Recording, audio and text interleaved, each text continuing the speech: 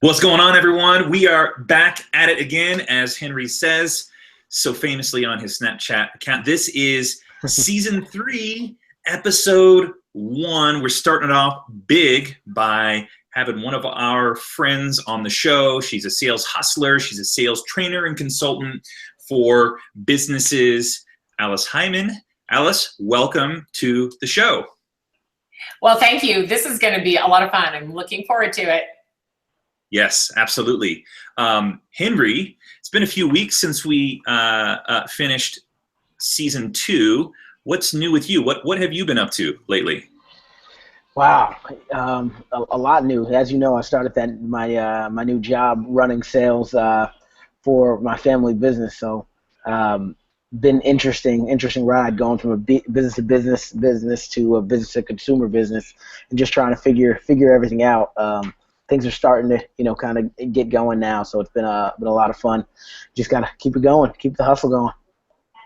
That's great. I worked with a lot of family businesses, and of course, came from a family business. So yep, I did see that. Yeah, so maybe you can give me some advice on working in the family business and everything, Alice. You've been doing some Facebook live streamings, Henry, about home automation, which I think is really interesting. It seems like with several of your videos, you've gotten some traction. Can you talk a little bit about that and what you've seen as a result of doing this on a semi-consistent basis? Yeah. So number one, it's been super fun just doing the Facebook Lives. A very different, different than I've never done before. I've seen people doing Facebook Lives, but it was always, I didn't know what to talk about. So doing it when I came into this business, kind of telling the story of, my first 30 days, I thought was a good opportunity to do it. And with it, I've been getting I think the best thing about it for me has been the fact that I'm learning. I get to even watch what I'm learning, because I didn't know much about the business other than how to use, the products. But every day I'm reading articles about it. Every day I'm learning like different strategies on how to get in front of customers, like through real estate agents, through builders and things like that, because they're all talking about home automation. So I think that's been the most interesting part for me. And with traction-wise, it's been really interesting, because typically I'll get like 200 or so views for traction. But some days somebody will like share my Facebook Live, and all of a sudden I'll have like 1,000 views on it, and then I'll get a huge spike in the amount of traction to our website, and therefore different people converting as leads on our website, and hopefully we'll get some business through some, because we've got a few deals through the website, people becoming leads on there. So been very interesting, and just trying to keep going up and to the right in terms of views on the website. It's definitely something that I'm really interested in as well. As I mentioned about a week ago, my plan was to do it a little bit more than I did last week, but this week I really want to jump in. I think the remarkable thing, just as kind of a side note as we transition into our topic for tonight, which is referrals, I think the power behind Facebook Live versus, let's say, Periscope is that you just have a lot more virality, I think, with Facebook. When you utilize Facebook, most people, I think the algorithm is just much better on Facebook than it is Twitter, and you have an opportunity for the life of that video to just be, I think, a lot longer lasting. So I'm excited to kind of follow in your footsteps, Henry, and start doing a little bit more. So let's go ahead and dive in. As I mentioned, Alice runs her own sales, consulting, teaching, speaking business, and she's been in the sales game for quite a while. I first met Alice, I think, on Twitter, actually. I think we somehow got connected one way or another on Twitter. We ended up corresponding, and then you told me, Alice, about the Sales 2.0 conference in San Francisco. I think there were some other ones that were happening, but the one in San Francisco ended up being the one that I attended. We got to know each other a little bit more there, and have kept in touch ever since. So we're super excited to get your expertise on referrals. Super overlooked. I think an overlooked aspect of the sales process. So we can't wait to get your insight. But before we do that, Henry, can you tell us a little bit more about, for those that have questions, where can they go to get those to us this evening and at any point? Yeah, of course. So, Alice, as we were talking about earlier, I'll tell everybody else, in order to ask any questions, Twitter is definitely the best place to go. Just go to just put in hashtag Real Sales Talk. I'm watching that throughout the night, and really all the time. I'm always checking out that hashtag. If you guys want to engage with us, you want to engage with us during the show or after the show, just put in hashtag Real Sales Talk and write your question. Or you can always, as always, just at any of us on Twitter. I'm at Talk to Henry J. Sean's at Sean and Mitchell. And then Alice, you're at, is it at Alice Heiman? As Alice Heiman? Yeah, that's what I thought. So just you can always at any of us as well. But the hashtag is there for you guys to use and to ask any questions. Cool. So now that that's out of the way, I guess we can kind of jump into it. So, Henry, yes. What's your experience been with referrals? If you were to rate yourself on a scale of 1 to 10, how well do you think that you work your referral network? When I rate myself, 10 being great, 1 being terrible, I'm probably like a 2 or 3. There's definitely an opportunity. Henry, how would you rate yourself when considering referrals and how well you maximize that opportunity? Yeah, I'd say in terms of effort, I'm like a 5, and in terms of like actually having any type of result, I'm probably like a 2. I haven't had that much success with getting referral business. Through my effort, I've gotten referrals just from other people when I was at my old company. But through my effort, like asking people for referrals to their friends, I haven't had nearly as much luck as I would like. And that's probably why my effort's not a 10, like I think it should be. Yeah, for sure. I can't wait here. So, Henry, why don't you take it away with the first question that we've got for Alice?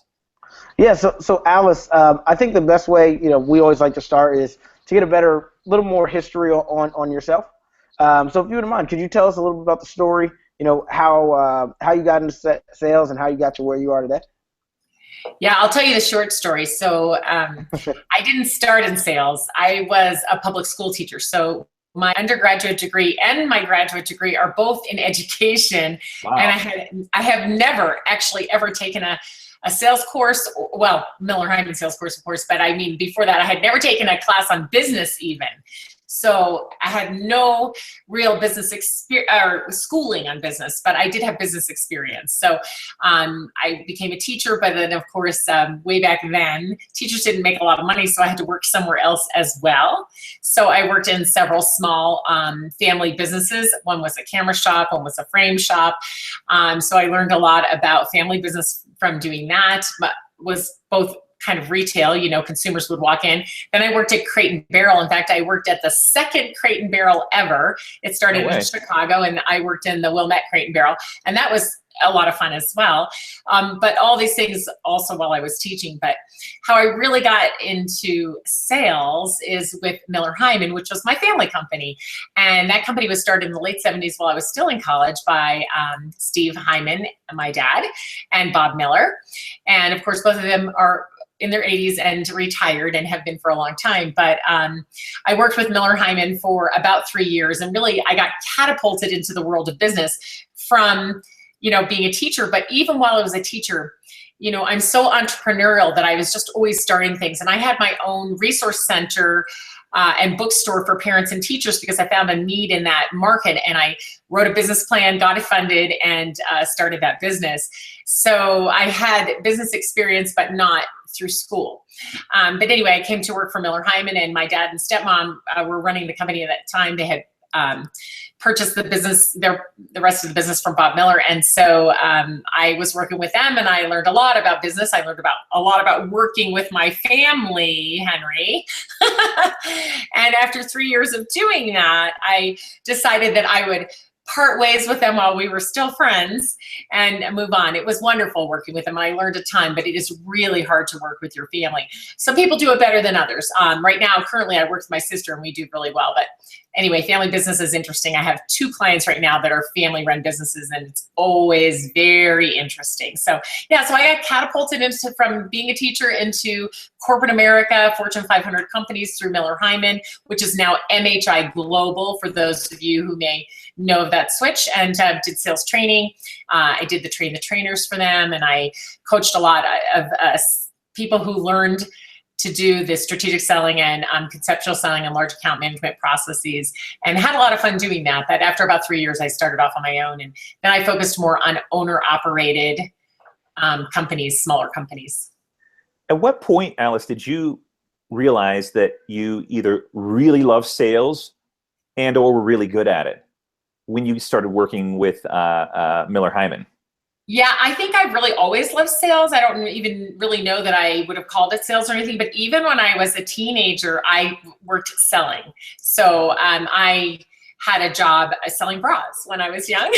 So at a really interesting place called the Englishtown Auction. Look it up. It's a crazy, crazy place. But anyway, I worked on the weekends at 5 o'clock in the morning, and I worked all day. And yeah, it was crazy. So, and being a teacher, I think, is really a lot about sales, because you're always really working with people to help them understand why learning is important.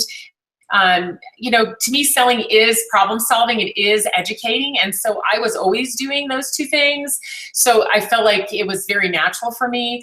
And then when I got to Miller Heiman, and there was a process around it, and then I could follow that process and teach that process, then coach around that process, I felt very secure in that, because it's very much like teaching elementary school. They have to learn 1 + 1 before they can learn 1 × 1. You know, there's a process to it. So I felt comfortable, and I think I've always loved sales. And I mean, I can't really think of anything else that I would rather do. I think that like everything is sales. You know, I can think of any part of life, really, marriage, parenting, working for someone. You're always having to sell yourself and your ideas, and I think some of the best salespeople probably have yet to be discovered, because they're in a maybe traditional industry. They're really good at what they do. They maybe not knowingly understand sales concepts, but they are killer executors of those sales techniques and convincing and persuading and so on. So you were probably selling as a teacher. All the time. Yeah, even before you had the formal role as a salesperson. Right. Well, parents needed to be sold to. I mean, imagine the 2 of you as elementary school students, what I probably, bless you, would have had to tell your parents to get the 2 of you to study, right? I would have had to work with those parents and sell them on the ideas that I had of reading to their kids and how to help their kids. And so, yeah, definitely always selling. And it's a lot of fun. And, you know, you mentioned about a lot of people are good at sales and don't think they want to go into sales or don't even know. I just recently posted a blog post on my blog at aliceheiman.com. It was a guest post about finding good salespeople in non-traditional positions. So they're not in sales, and they're in other positions in your company or another organization, and bringing them into sales, because they have some of those really great skills and they can be trained to be really good salespeople. So kind of segueing into maybe a deeper level of question, we all understand, I think, maybe intuitively or maybe just naturally know that referrals have a much better chance of converting into business. But I think the honest truth is, just at our own admission, salespeople are just not asking enough. Why do you think that is, that salespeople are not asking enough and therefore not generating referrals? Well, I mean, it's interesting because really both of you, you know, and Henry's saying he's now in a business to consumer business. It doesn't matter, business to business, business to consumer, retail, referrals are great. And let's use a different word. Let's use a different word and see if it helps people a little bit. Get introduced to people who can buy from you. Introduction instead of referrals sometimes helps people be able to do it better. I'm not asking you to do my job and sell for me. I'm asking you to introduce people to me that I can build a relationship with and get to know, so they can know me, like me, and trust me. And then when they have a need, I'm there for them. So I think sometimes we're uncomfortable asking for a referral because we feel like, oh, we're maybe bothering somebody or asking for something we don't deserve somehow, which, you know, is crazy, because if you do a great job, of course you deserve a referral. And the statistics that tell us that the lifetime value of a customer who came from a referral versus who came to you another way are phenomenal. And one of the statistics that I often tell people is that approximately 80% of satisfied customers are willing to give a referral. They're only asked 4% of the time. Now, that isn't a blog post on my blog if you want to read more about that. But the thing is that people do want to give referrals, and they will give referrals, but you have to ask them. Because, you know, I'm not sitting around all day thinking, gee, how can I give Sean and Henry referrals? I'm busy, right? I'm working, I'm doing what I do all day. So even if you guys did a great job for me, I'm not necessarily thinking all day long about how to get you a referral. Now, if somebody starts talking to me and they're telling me, and I see, oh my gosh, you need to talk to Henry, it would pop into my mind if you did a great job, and I would give you that referral, right? But how often does that happen? And so if we really want people to give us referrals, we have to ask. And I think that salespeople don't do it, one, because they feel like they don't deserve it, or they're bothering somebody, but also I think they're just busy and they simply forget, right? Yeah. So Alice, from your perspective, because that's something I did try to start implementing into my sales processes, is asking for referrals. And what I always got was, like, so I'd say, you know, is there anybody, you know, that, you know, you think would also, you know, they tell me they love the product, blah, blah, blah. And then I'd say, anybody, you know, else that you think would also like it. And they'd be like, nobody comes to my mind right now. That's pretty much was pretty much the response all the time. So I was trying to find maybe a better way to kind of get people to think of the person, or a better way to ask. I don't know. So I'm just curious, like, how do you approach asking for referrals? Okay, so you're going to leave here, and tomorrow you are going to get referrals, because this is what you're going to do, Henry. Yeah. Instead of, do you know anybody, which is what most people say, do you know anybody? And then they go, oh no, I can't think of anybody, right? Okay.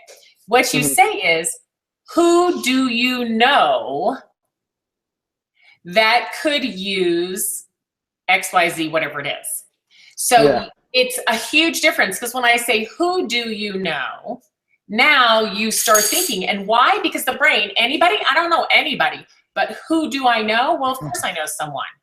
It's a simple twist on the phrasing, but it makes a huge difference.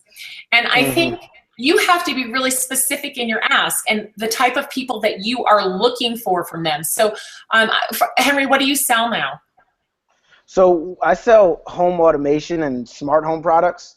So I love the product, and so I'll answer your question. Yes, that's so then you would say, Alice, after you know I'm satisfied. Now you might not. Part of the thing is when to ask, right? How to ask, when to ask, and then how to follow up. So what happens is we don't have a process for referrals at most companies. I go into a company, I say, what's your referral process? They have no, well, what do you mean? I go, well, do you guys ask for referrals? Oh, yeah, we ask for referrals. I go, like, how often and how, and what do you do? And okay, so first of all, you have to know, how are you going to ask them? And it's different for every person, because see, you're building relationships. You're not just doing something by rote. So you have to ask them in a way that fits them. So if you know they have siblings, if you know something about them, I might say, who in your family would enjoy having a security system and home automation like we just set up for you? So that's very specific. Yeah. Oh, my brother might like that. Right. What's the best way for you to introduce me? Okay. No, that makes sense. See, you got to take it to that extra place, right? And then, you can kind of feel them out, because you know the relationship. So you're being very specific about your ask, and you're asking in a very specific way. So first, how you ask, you have to practice. You have to get used to that. You have to have the words that work for you, for your personality, and then you have to tailor that to each person that you ask. It's not just some sort of, I ask everybody the same way. It doesn't work like that. So then secondly, it's when do you ask? See, people feel they haven't earned the right to ask. Well, you're right. If your customer isn't satisfied, you have not earned the right to ask. Yeah. Your customer has to be satisfied minimum, and better if they're a loyal customer and have purchased from you again. You can ask loyal customers for referrals several times a year. I think it's also a great opportunity to follow up and say, how's everything going? It's your reason to check in with them at least once a year. Hey, Right. How's everything going? Is there anything I can do for you? Any questions I can answer? And then if everything is good, then it seems like it would be the appropriate place to ask that referral question. Right. Who do you know? Who do you know? Who do you know? And I think it's important that we really think about how and when, and then what the follow-up is. But you see, we can't just call somebody once a year that we haven't talked to at all and ask for a referral, because that's awkward. Oh, hey, Sean, I haven't talked to you for a while, man, but, can you introduce me to your boss? Because I want to, oh, no, don't be creepy. Don't be awkward. You have to keep in touch with people. So you close the deal, you follow up, you make sure things are good. You send them a handwritten thank you note or a gift if it's appropriate. A couple more months, you check in again. And, once they've said, I am really happy, I love this, then you could say, I'm so glad you're happy. Tell me, who else do you know that would like, whatever it is, right? Mm-hmm. Could be somebody else in their company, could be somebody else in their family if it's business to consumer, could be a company they used to work for. So but you have to ask, and you have to do it frequently. Imagine if you asked once a day for a referral. Do either of you ask every single day somebody for a referral? Definitely not. Definitely not. Imagine if you could figure out, you look at your schedule for the day and you think about who you're going to talk to that day, and you figure out of all the people you're going to talk to, one of them that you can ask for a referral. Mm-hmm. Yeah. Like, why? They're satisfied. They like you. They trust you. They know other people. They probably trip over themselves to give you a referral, but you just haven't ever asked them. Yeah. Yeah, I'm also thinking of some other ways that asking for the referral could feel equally natural. And one of the thoughts that comes to my mind is when you make that follow-up phone call to see how everything is going, to say thank you or whatever it is, it might also be a good opportunity for you to ask the question, what's been the response from your friends and your family since you have purchased this product or implemented this? Or your coworkers, if it's, business sale. Yeah. Exactly. Mm-hmm. For Henry, it's, have you had anyone over to your house since you've installed the home automation, and what's been their response? And then that's the segue into, would you be willing to introduce me to them? Yeah.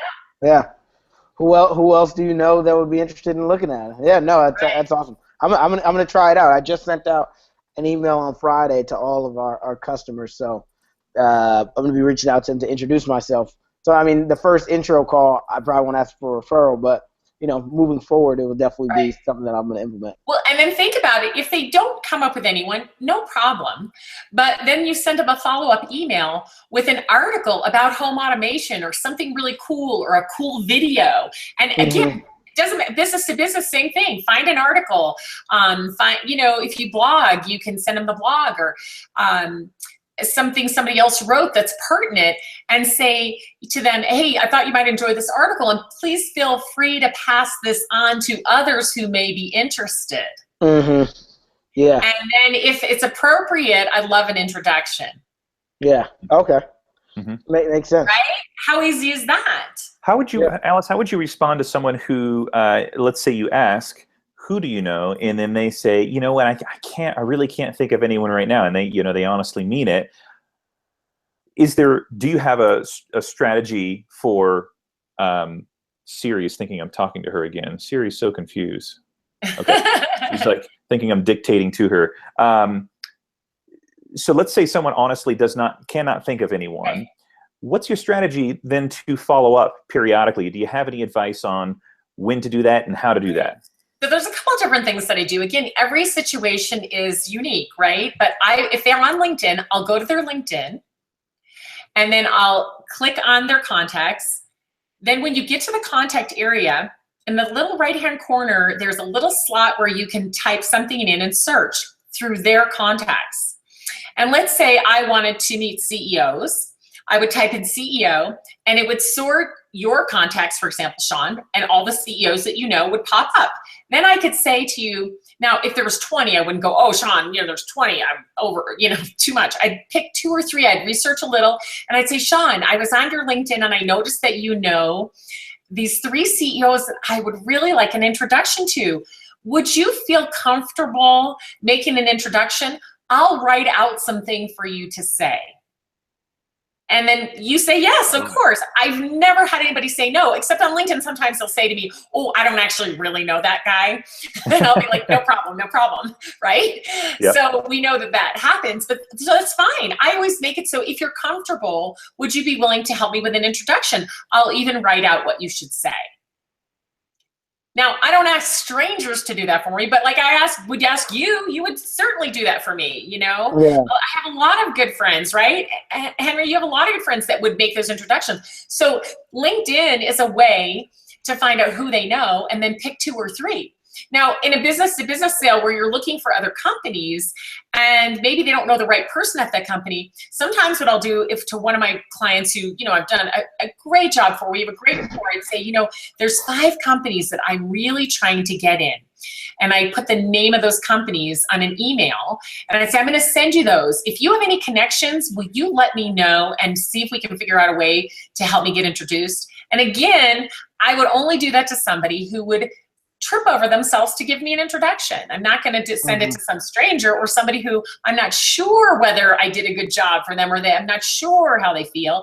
I do a great job for everybody and then make sure that I've done a great job and ask them, and then I've earned the right to ask them to introduce me. And I would say, I think honestly, probably 99%, I was going to say 95, but I think 99% of my business comes from referrals. I do a lot on the internet and people do find me that way, but the business that I close is from people who said, to somebody else, you should call Alice, she'll help you. And I have 1 or 2 phone calls most and they hire me because somebody's already established with them. Look, she did it for me, she can help you. And I walk in with instant credibility. Yeah. I love that. And I think that's incredibly key. You then have a spokesperson talking to that referral, selling them, quote unquote, selling them on why they should work with you versus you going in and trying to convince them. It's much more convincing when it comes from someone that they already have that level of trust established. Right. And here's the thing, I'm a small business, so I don't need thousands of customers or even hundreds of customers. So for me, referral selling is really pretty much all I have to do, although I am, as you know, really out there on the internet because I want to reach a lot of people and help them, even the people who can't hire me. But for somebody who has high volume, where they're in sales, where they have to, make a lot of calls each day and get, hundreds of clients, you can still use referral selling if you just take a few minutes and think about it, and start to really research your lists better and think about who your customers are. And even if you're a sales development rep, an SDR, and you have to pass your clients off to a customer success group, you can still leverage those customer relationships that you have, the ones that you started, and say, hey, I just talked to customer success. I heard you're really happy. I'm so glad this worked out for you. It was, awesome that we got to start this relationship. And, I'm looking for a few more people just like you. Who do you know that I should talk to? And can you introduce me once they, and then following up again with an email. Does the business development rep do that? Does he or she do that when they pass that opportunity off to the sales rep? Well, I don't think they can do it then because they don't have a satisfied customer yet because no business has closed. Now, and most SDRs are having such short conversations with people that it just really wouldn't be possible. Now, every once in a while, you get on the phone with somebody and you just click, and that person might be a referral source for you, but usually you're gonna have to wait until they've made a purchase with your company, and then you loop back with the customer success group, and you you get those referrals that way. But I'll tell you, it's a little bit difficult in this very segmented type of sales that we do these days, because customer success doesn't loop back to the SDRs, and the managers aren't helping them connect like that, and the SDRs don't get the opportunity to go work off referrals. So what I say then is 2 other things you can do, because these people haven't purchased something directly from you, so you can't ask them a referral. But what you can do is build strong relationships online and in person, and then ask people to be a referral source for you. So these would be people who have never purchased anything from you, but they know you, like you, and trust you, and they've seen that you add value online and in their lives in some way, either through the professional organizations you belong to together, the networking you do together, whatever it is, but they see that. And then they are willing to introduce you to people who might need your services.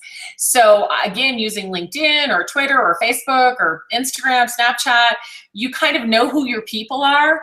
They may not buy from you, but the people who you know, who like you and trust you, who have wide networks, you talk to them and you establish a very deliberate referral relationship, and you talk about how you can refer each other. And then again, you find some people that you'd like to meet that they already know, and they don't have to endorse your product because they've never used it. They just have to introduce you as someone they know, like, and trust, and knowing that you have something that is of value to the person they're making the introduction to.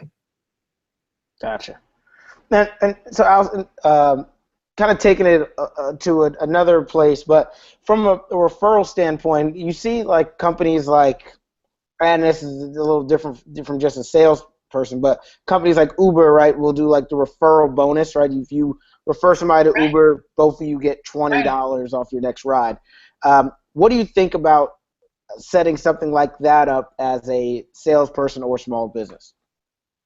Small businesses absolutely need customer loyalty programs and referral programs that pay in some way. If it's business to consumer or retail, some business to consumer, you can't do that. Like if you're a life insurance agent and stuff, you can ask them to make introductions, but you can't give them gifts and things. There's certain industries that regulate. So, but if you can give, if people are buying something from you and you give them a bonus, or you can give them something back, people do like it. But you know, the truth is most people don't expect a gift. They expect a simple thank you, and they expect to know what happened. And this is the thing that, I'll just say this is one of my pet peeves. If I make a referral for you, Henry, and then you don't come back and tell me what happened, I'm going to be mad. And then, you know, I'm like, hey, like, did you ever get a hold of my guy or what? You know, just left him out there. You know, I want to know that the loop was closed. So if I email and introduce you or call and introduce you, then I expect you to come back and say, not only thank you for that referral, Alice, but I'd like to let you know I met with them and they're very nice. They're not interested in my product right now, but we're going to keep in touch. Or, hey, I want to let you know that they're moving forward in the sales process, and I believe we're going to make a deal, and I'll let you know if we do. So I think when people refer somebody or introduce you, they just want to know what happened. Yeah. You know? Tell me about how you specifically, and maybe how you recommend other businesses keep track of those things. Because ideally, if you're asking every new customer at the end of the sale, or at any point throughout that time that they're a customer, you're probably going to have a handful or more, hundreds, thousands, depending on, you know, how many deals you're doing. How do you track that effectively so that you are going back, circling back to the person who's referred you to update them or say thank you or whatever? So there are some actual programs out there, some software as a service, right, that you can subscribe to. I can't think of the names of any right now, but if you Google that, you know, referral programs, there are some for business to business as well as business to consumer, where some of them work with Salesforce.com, and you can keep track of your referrals, and you have these different kind of referral messages you can send and referral programs and all of that. But there's just some simple things that you can do. And I mean, if you have a CRM, a customer relationship management software like Salesforce or Nimble or Pipedrive or any of those, you can put notes, and if you use the word referral, then you can search on that word. So, you know, you put in referral and you should be able to see, but then also within a customer's, contact information, you can put the first date that you asked them for a referral. And then you can put the follow-up, and you can just keep notes that way. You can also use a simple Excel spreadsheet or a smart sheet of some sort.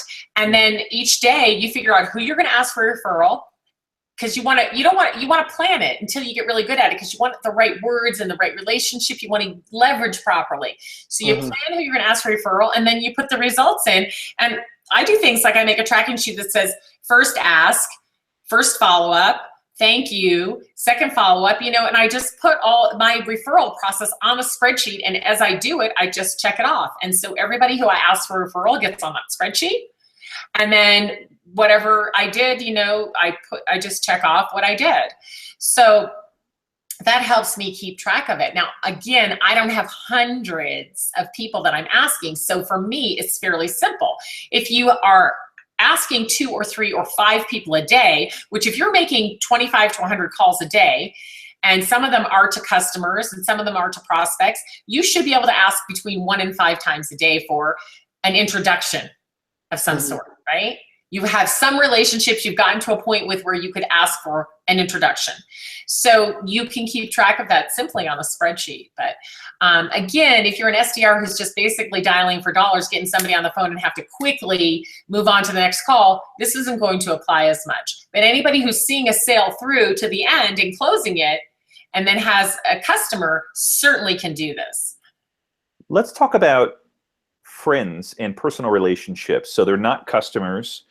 Do you approach that differently when you go to ask for a referral? When you look on their LinkedIn profile and do some of these things that you're recommending? Is there a little bit different approach to it, or is it kind of a standard operating procedure to do the same? So for me, for example, for friends, I have a lot of friends in my area, but then also across the nation. So somebody who doesn't do business with me, but is a friend, I pick certain people depending on their networks, and I just talk to them about, this is the way I get business, and I want to help you, and you can help me, and this is how you can help me. So I'm pretty specific about it, but again, it's person to person. So I'm, talking to them in a friendly way, and we're talking about stuff. And I'm just like, hey, I'm looking for a couple new owner-operated businesses, and I know that you know some people out there. So I'm wondering, how can we work together to see if you can bring some of those? Now, with a lot of people in my network, I would literally pay them a percent if they introduce somebody to me who does business. Now, some industries can't do that. But with my friends, I don't even tell them. I just send them a check, or I send them out to the restaurant that I know they love with a big fat gift card so they can, have a beautiful dinner or something like that. But they don't expect it. With some of them, I have a relationship where we have a deliberate referral relationship, and I pay somewhere between 10 and 20%, depending on how the deal goes down, back to them. So that's kind of my friends, my business friends. Now for my friends and for my family, which I think people often overlook, like, is your own family giving you referrals? Especially, Henry, your family and friends, with the type of business you're doing, you've got to rely on your family and friends. In a business-to-business sale, like, my siblings don't work in the industry or business. I mean, one or two of them do. There's 7 of us, but not all of them do. Like, if they're a teacher, they are not necessarily going to give me a referral. But one of the best clients I ever had came from a referral from another teacher. Long after I was teaching, I was still on a committee for gifted and talented children. And one of the other people on that board, her son owned a business and needed help. So you never know where it's going to come from. So you simply need to let people know that this is how you do business, and that you really appreciate it when they introduce somebody to you or tell them about your products and services. Your own family sometimes doesn't know enough about what you do to refer somebody to you, even though they might meet somebody who would want to talk to you. So you do have to talk with your family and help them understand what you do and how you do it, business to business or business to consumer. Your family should understand what you do well enough to make a referral should they meet someone, right? They should have a few of your business cards in their wallet. Yeah. Does everybody in your family have their cards?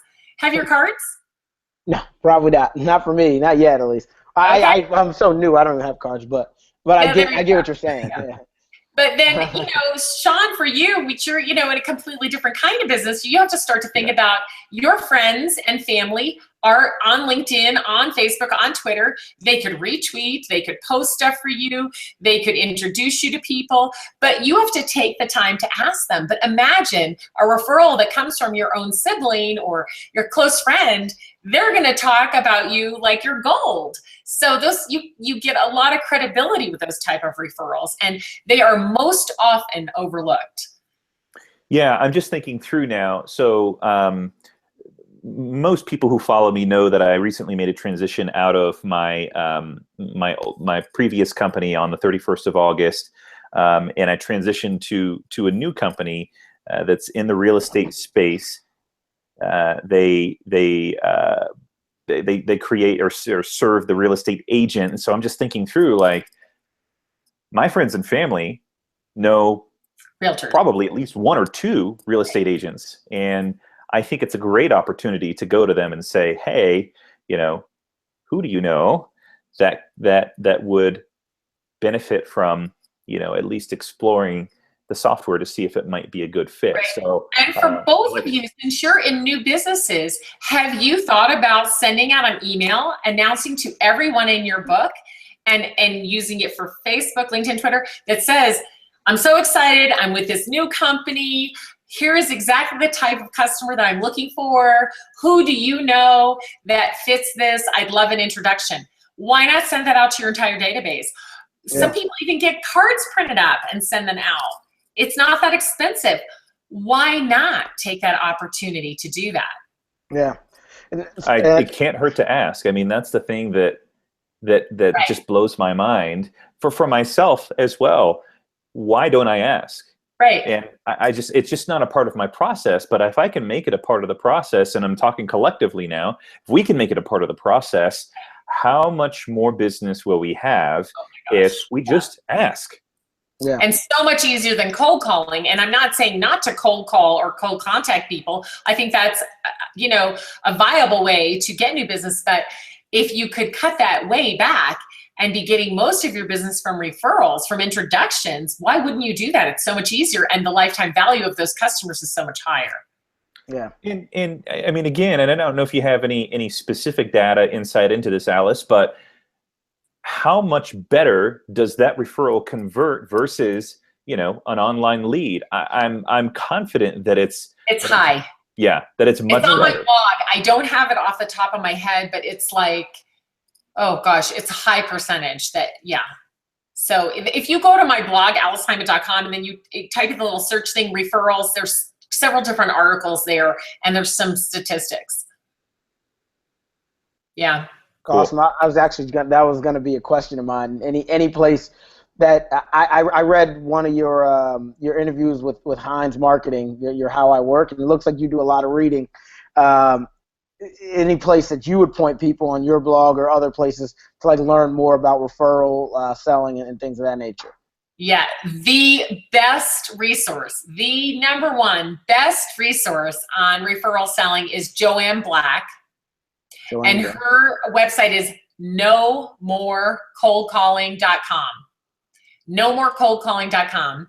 And Joanne Black is absolutely the guru of referral selling. She's written great books on it. She has an online course on it. She does coaching groups around it, and her blogs are great, and she just really is good. I've learned a lot from her as well, and I highly recommend that everybody look up Joanne Black, No More Cold Calling. Awesome. Sounds like we need to have her on the show. Yeah, absolutely. I'll be happy to introduce you. There we go.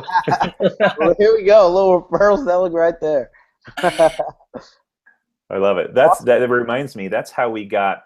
So we got Jeb Blunt on Real Sales Talk first, He's and a good friend of mine. Yeah. He recommended that we have Mike on the show as well. So it's incredible. I mean, it can't hurt to ask. So Sean, I want to make sure I give you a few tips on referrals for your new business, because it is involving real estate. And what I want you to do is start to think about referral sources, people who won't buy from you, but that will refer to you in the industry. So think about title people, right? The title companies. Think about the mortgage lenders. Yep. think about other people you know in the industry that won't buy your product necessarily, but will know a lot of realtors and will help you send messaging out about it. Now, are you selling nationally right now then? Yeah, I'll be responsible, and I haven't told that. You're hearing it first here on Real Sales Talk, everyone. So this is great. So if you follow our show, you're getting insider information. Yeah. So I'll be responsible for growing the North American market. The company is global. They have business in Europe and in Middle East, but because of my previous experience with software and real estate, selling to real estate professionals, they asked me to join them and help drive that forward. Yeah, so the referrals are going to be amazing because with every different real estate brand that's out there, you get some people in your local area or one area who love your product. They go to conference with everyone else from across the nation, and they know people, and they will be great referral source for you. I'm excited. I mean, I know we've had Katie Lance on the line. I think she's been a good friend of mine, and certainly someone that I'll eventually reach out to. One of our new followers who is marketing director for a mortgage company, Chelsea Peets. She's also someone that both Henry and I have we've been developing a friendship with online. So there's a few people that I can think off the cuff that I will definitely be engaging with in trying to see how we can help each other. Right. That's an interesting thing that you said there, because that's been my approach so far with my new business. Is getting to consumers is a little different than, in business to business, you can just go on LinkedIn, you see, all right, this person's the IT director, call them. With consumers, it's not like, I know this guy has, a nice house, like he may want a home theater. It's not as easy to do that. So I've been going to like interior decorators, builders, and people like that, and trying to build some relationships in that way. So same kind of thing. We're building out a referral program. Well, we've built out a referral program. I'm just working on growing that program a little bit. Yes. Interior designers and architects, great referral sources for you. Construction companies that do home remodeling. Yep. This will be good. Are you selling nationwide or in your local area? So currently we're going to be local. We're just going to be in New York and New Jersey. And hopefully in the future we'll continue to grow out. Where do you live, Henry? I'm in Montclair, New Jersey. Oh my gosh! So the Englishtown auction. Then you do know where that is, right? The what? Englishtown auction. No, what is that? Your Freehold. Okay, I know Freehold. I grew up in Englishtown. Oh, really? Actually, in Manalapan. Yeah. Okay. Yeah. Okay. Oh, that's crazy. So I know where Montclair is. And where are you now? I'm in Reno, Nevada. Yeah. Okay, I saw that. All right. Yeah. So anyway, but in your area, Facebook's going to be helpful, but you definitely want to make deliberate relationships with these people who can refer you, these interior designers, these architects, these home remodeling companies, electricians, things like that. And I think something else that you brought up here that I'm going to make sure I do once I get off. So I did a LinkedIn post when I left my old job, and I pretty much let everybody know, got a lot of views from it. But one thing I didn't do was tell people enough about what the new company is. So I think I'm going to try to do another post this week, kind of explaining what it is and asking for, deliberately asking, if you know anybody remodeling, buying a new home, selling a home, or anything of that nature. Who do you know that's remodeling? Who do you know? Who do you know? Yeah, exactly. At them on this LinkedIn post or send this to them or something of that nature. Yeah. So I think that's huge. So I really appreciate that.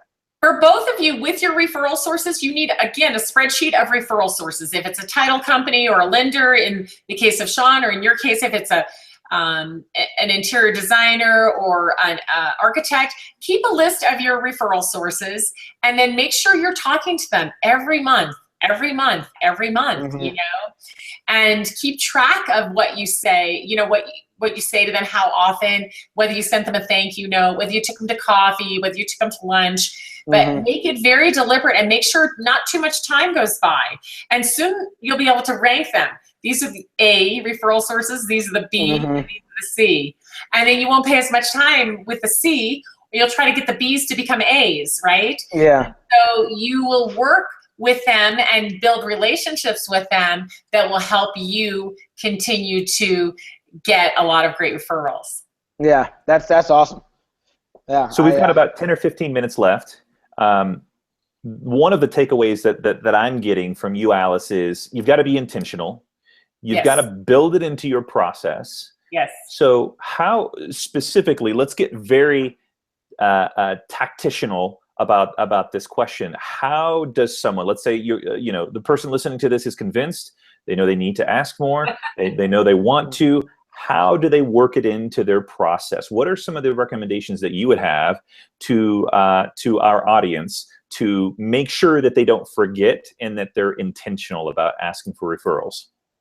Yeah, so number one, for Monday or Tuesday, plan some time on your calendar to work on what is your referral process. How will you keep track? Who are some of the first people you're going to ask? What are you actually going to say to them? And how are you going to follow up? So schedule that time. Then on your calendar, you may actually even block time where you're going to work with your referral sources or call your referral sources, or, and you will maybe block time to look at your lists and determine who you're going to call and ask for a referral. So that each morning you look at what you have to do that day and you are deliberate about, is there anybody that I'm going to talk to that I'm going to ask for a referral or an introduction, right? Mm-hmm. So you're going to be more deliberate in planning each day. So I take a few minutes at the end of every day to collect my thoughts for what's going to happen the next day. Then, I get into my office in the morning and of course something's probably changed. So I'm checking on everything to make sure. And then I'm thinking throughout the day about who I'm going to talk to because it's all on my calendar. And then I can figure out who I want to ask and how I want to ask them based on our relationship, what would be appropriate. Mm-hmm. And so I want to make sure that no day goes by where I haven't asked someone to make an introduction for me. Now, sometimes I do it by email because if I know somebody really well, I'm like, hey, I noticed you know so-and-so, can you help me get introduced? Sometimes I do it on LinkedIn, but again, only to people I really know well who would trip over themselves to introduce me. So, each day you maybe put it on your morning on the calendar, for 8 a.m. and it should just set an alarm, referrals. And it just reminds you, oh yeah, who am I going to ask for a referral today? And then keep track. And I don't think it has to be anything ambitious. I don't think it has to be ambitious. I think if you just block out 30 minutes each day, that's like compounding interest over the course of a year, 365 days. Just think right now, you get referrals, but maybe you didn't ask for them. You just got them because you got lucky and people are nice and they really like you and you did a great job. Awesome. Those are great. Let's keep them coming. Those people who have ever given you a referral will probably give you another one. So you could go back to them first, right? But just keep track. If you are asking for referrals occasionally, if you ask for one a day, right? One a day, that's 5 a week that you ask for. That's, 20 in a month that you asked for, you're going to start getting referrals, and that will be reward enough to make you want to do it again. Just do one a day. One a day. Everybody can do that. Where do you recommend someone start? They're starting from ground level. Do you think that making phone calls to existing customers is the best place to start? Or what about LinkedIn, Twitter, and Facebook and other places? So I think it depends on your job and how well you get to know your customers. Like me, I know my clients really well. I work with them over time. I know the owners. We get to be friends. I know them very, very well. So it's completely different for me than for someone who does, 3 or 4 or 5, 6, 10 transactions a day of some type, right? So I suggest you start with talking to your team about how to get more referrals, reading some articles on it from myself, from Joanne Black, and just start to get acquainted with what it is and then start to build a process. But a really simple thing is if you have satisfied customers, call them up, find out how they're using the product, find out how the others around them are using it, how is that going, get some feedback, but don't do this. Hey, hi, I'm just checking in to see how you're doing. I do not have time for your call. I do not. You need to add some value to my life.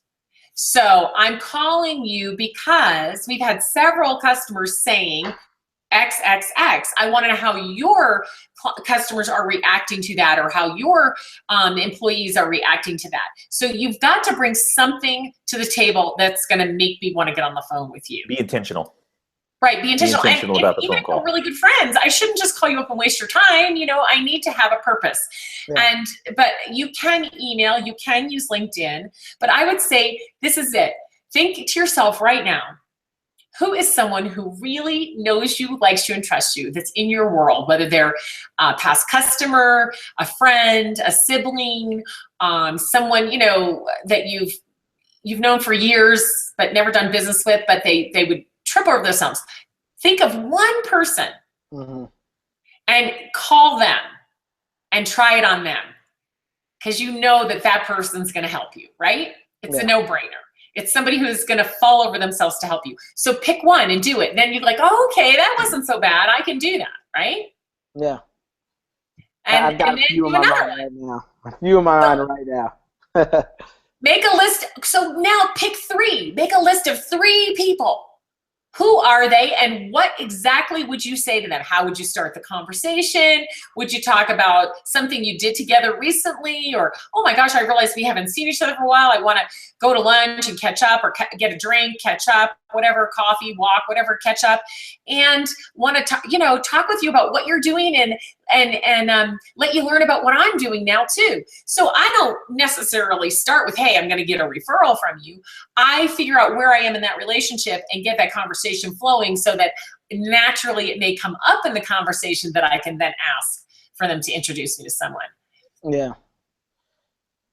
And I think it's important to, and this is in similar line to what you're talking about, Alice, but the law of reciprocity is amazingly effective. And so if you just start giving, at some point that then gives you the permission to then ask that person at some point in the future. But asking without having given anything, or without having invested anything into that relationship initially, makes that person, I think, less likely to refer. So, for those that are listening, I think really, really key, make sure you put some deposits into that relationship first, help them out, see how you can serve them, find out what it is that they're trying to accomplish in their Introduce career. them to somebody. Yes. And if it's awkward, don't do it. Because if you feel awkward about it, it's going to be awkward, so don't do it. So find somebody who it's not going to be awkward with, right? Yeah. And I like that part about, giving first always. And even if you can't give them a referral yourself because you don't know anybody, what else could you do for them? Recommend a good book. Introduce them to somebody who could help them in some way. Share a great resource on, taking people to lunch and coffee. Like, people don't have a lot of time anymore. So I do virtual coffee, and we, do a Skype or something, or a Google Hangout, and we have our coffee together that way. But think about what you could help them with. Or ask them, say, we haven't talked for a while, and I really want to find out what you're doing and see if there's any way I can help you. That is a great conversation starter. Then once you're doing that, they're going to say, well, what are you doing? Oh, I've got this new business. I'm so excited. Hey, I'm looking for people who own, homes and they're remodeling. Who do you know that maybe you could introduce me to? Yeah. I'm literally doing this tomorrow, so. Awesome. I want to hear the results. All right. I will let you know, Alice. I'm gonna let you know on Snapchat, so you got to get there. Okay. I'm gonna do it. All right, Henry. Awesome. Any other parting questions for Alice before we go ahead and wrap up? Nothing really from my side. The one thing I always want to make sure we get out is Alice, I know we talked about your Twitter. We talked a little about your website. Where should people go to learn more about you, connect with you online, and so forth, so on and so forth? Thank you for asking. AliceHeiman.com, and as long as you spell Heiman right, it's Heiman, Heiman. And if you just Google Alice Heiman, you'll find me. I'm on LinkedIn, Twitter, Snapchat, I'm learning, Instagram, Facebook, and I'm happy to connect with you anywhere you'd like to connect with me. Just please remind me who you are and how you know of me, because I get a lot of blind requests, and then it takes a lot of time to research people, because I like to have a business relationship with everyone I connect with as much as possible. On Twitter, I want to be able to retweet your stuff. I want to know, who you are, that you found me on this program. You can give me the hashtag Real Sales Talk and I'll know that you want Real Sales Talk. Facebook, same thing. They don't let you send a personal message anymore on Facebook, but when you send me a request, you can actually send a message. It just goes into that kind of other place. But if you start to interact with me, click like, comment, and share, I'll see you and I'll know that you're someone that I want to connect with. So just be, again, deliberate about your connections with me so I know how you know me, and then make it easy for me to want to connect with you. Awesome. Great. Thank you. Alice, you've been phenomenal. Thank you for sharing your career-long nuggets on referrals and networking and generating business that way. I've got some great takeaways, Henry. I know you do. So we really appreciate you taking the time to come on this evening and share your experience.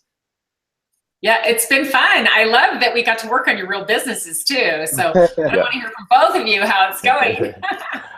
I think we're obligated now, Henry, to report back to Alice to let her know what we've done with what she shared. Agreed. Alice, Cool. You'll be hearing from me very soon. So a couple of housekeeping tips here. We'll be on next Sunday. We're going to have the CEO of Sparta Sales Software, James Pember. It's going to be at a different time next Sunday. It'll be Henry. You're out in South Africa, right? I'm going to be in South Africa next Sunday. Yes. Yep. So I'll be going solo on this one, unless I can find a guest host. But we'll be hosting CEO of Sparta on, and we're going to be talking about sales performance. So this should be a really, really good one. Excited to have him on. It's going to be at 12 p.m. Eastern. So it'll be a little bit earlier, and that's to compensate for him he lives in Stockholm, Sweden. So it's to compensate for that time difference. If you haven't done so already and you're a big fan of Real Sales Talk, please write a review on iTunes. Send us a little feedback and let us know how we're doing. Let us know some things that you'd like to see. I know one of our Real Sales Talk fans asked about how to utilize LinkedIn. So I'm working on booking a show for that this season. We're on YouTube, we're on iTunes, we're on Stitcher.